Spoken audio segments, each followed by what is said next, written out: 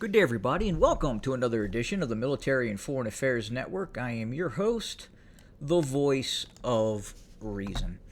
And today, as you can see from the map, we are starting this video in the area of Western Europe. And specifically, we want to talk about today the U.S. contribution towards the North Atlantic Treaty Organization and why the current U.S. President, Donald J. Trump, is hesitant about continuing to support the North Atlantic Treaty Organization. So first and foremost, we have to ask the question, what is the purpose of the North Atlantic Treaty Organization? What was the original purpose, and what is its purpose now? Well, obviously, its original purpose was defend Western Europe, West Germany, France. In some cases, France had actually pulled out of NATO for a period of time from the threat of Soviet invasion, an invasion from the USSR and those Warsaw Pact nation states of Eastern Europe.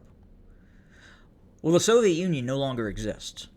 The Soviet version of NATO, the Warsaw Pact, no longer exists. In fact, the country of origin in terms of the Warsaw Pact is now part of, yes, you guessed it, the North Atlantic Treaty Organization. So what is its purpose now?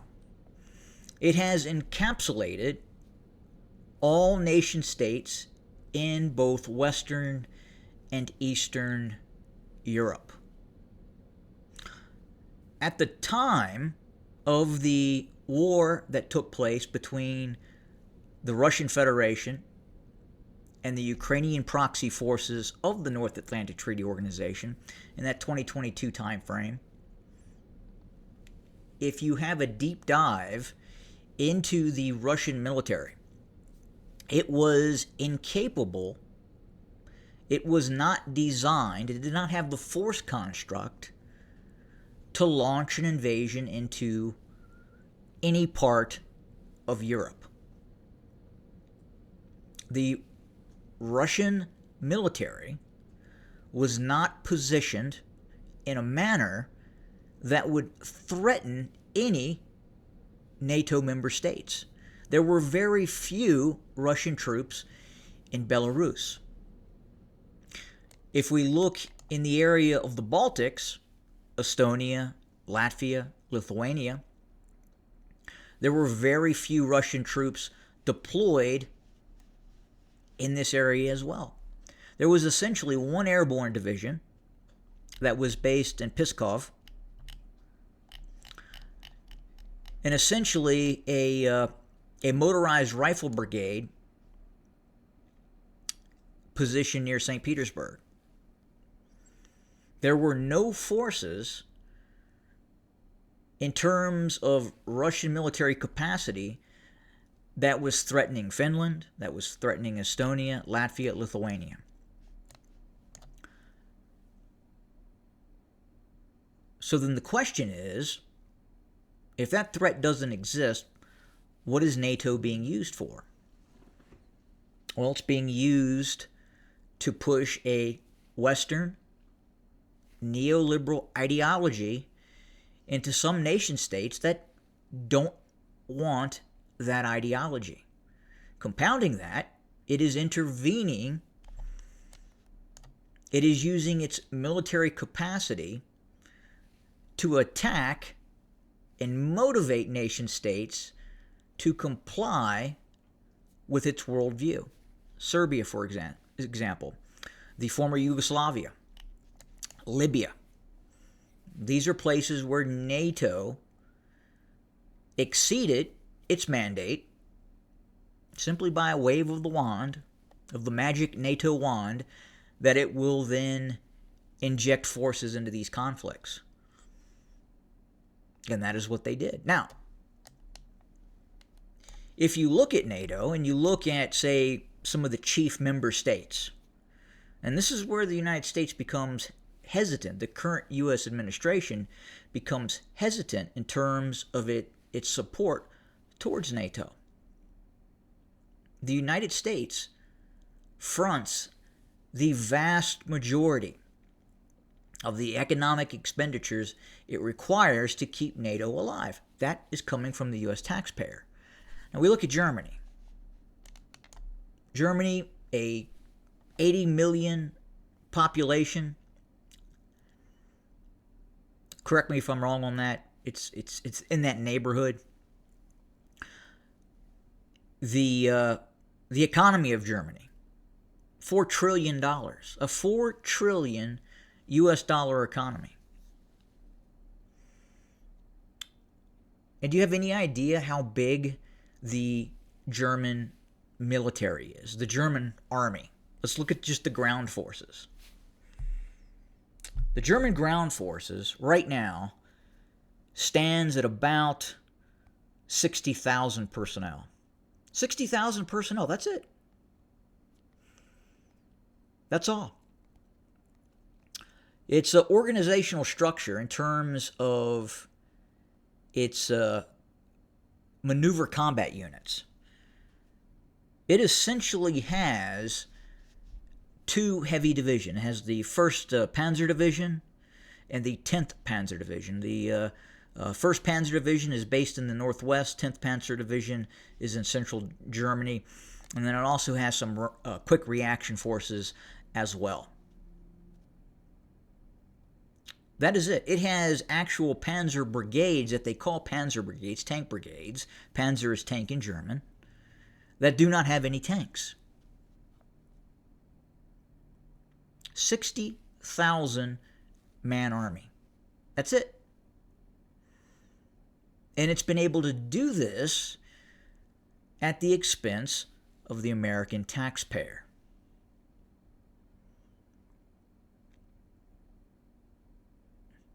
Now, as an American, as I look at what is happening in Germany, as I look at what is happening internally, it's very concerning. The German state does not hold the same values in regards to freedom, freedom of speech, the right of self-protection, as we do in the United States. Parts of Germany have become very unsafe for the average German, as it has become very unsafe for the average Englishman in the United Kingdom. These nation states are not looking after the welfare of its people. They are more inclined to support the welfare of nation states that do not hold the cultural norms as we do in the United States, in Western Europe. Germany is essentially destroying its Germanic culture. The United Kingdom is accepting the self-destruction of its English culture. These governments in Germany and in England are allowing this. And they're able to do these things. They're able to keep this very small army. They're able to expend very little on their militaries because they are reliant on the protection of the United States. Now, here's where it becomes problematic. These countries, Germany, France, the United Kingdom, with these neoliberal administrations, these neoliberal governments, have attempted to take control of the Ukraine through the North Atlantic Treaty Organization. Now, this was done not by a mass invasion of tanks and armored fighting vehicles and huge air forces, because they don't have that capability. It was done through non-governmental organizations. It was done through ideology capture.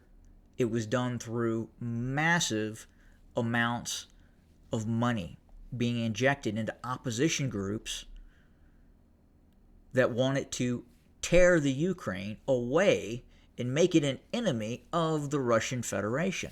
That's what happened. Now the problem is we are now in a hot war. Well, we are not in a hot war. The Ukraine is in a hot war. The European Union and the North Atlantic Treaty Organization, predominantly funded by the United States, is in and supporting a hot war against the Russian Federation via its Ukrainian proxies. And this is when J.D. Vance went to Europe and essentially said, we're done with this. We're not doing this anymore. We're not going to give the free defensive handout. You're going to have to protect yourself. Germany, you're going to have to man up. Yeah, man up.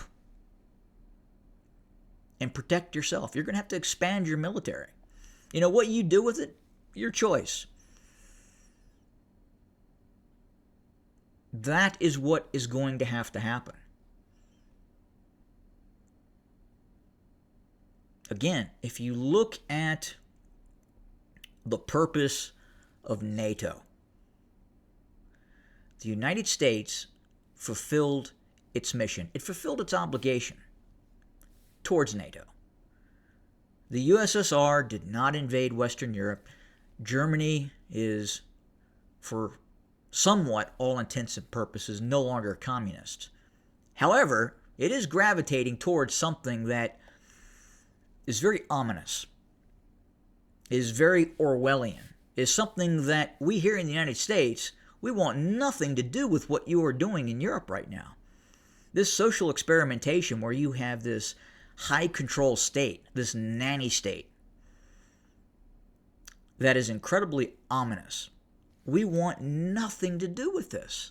We want no part of it. Germany, France, if you want to poke and prod the Russian bear and then that bear bites you, that's your problem. That's not our problem. It's not the problem of the people in the United States. We did not tell you to poke the bear in the Ukraine. But you're not going to use the sons of the United States to fight your war because you started this. Ukraine is the Ukraine. The Ukraine is the Ukraine. We have no interest in the Ukraine. We have no interest in the most corrupt nation state in Eastern Europe. Zelensky was called a dictator. Is he a dictator? By definition, yes, he is a dictator. He has suspended the Constitution. He is no longer a legitimate elected official. They don't have elections now in the Ukraine. It's gone.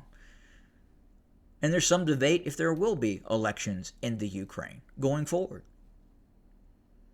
At the same time, many of the policies that are taking place in Germany, in other European nation states, are not done by democratic processes. We have unelected bureaucrats in Germany dictating what the people can and can't do in these nation states.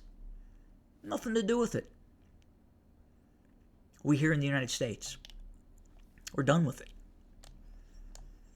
Finished. Germany, you need to protect yourself. You have to protect yourself. It's all on you. The U.S. is done. We're done with it. And yes, if you want to weep and cry, please feel free to do so. You made your bed. Now you, the Germans, have to sleep in it. Good day.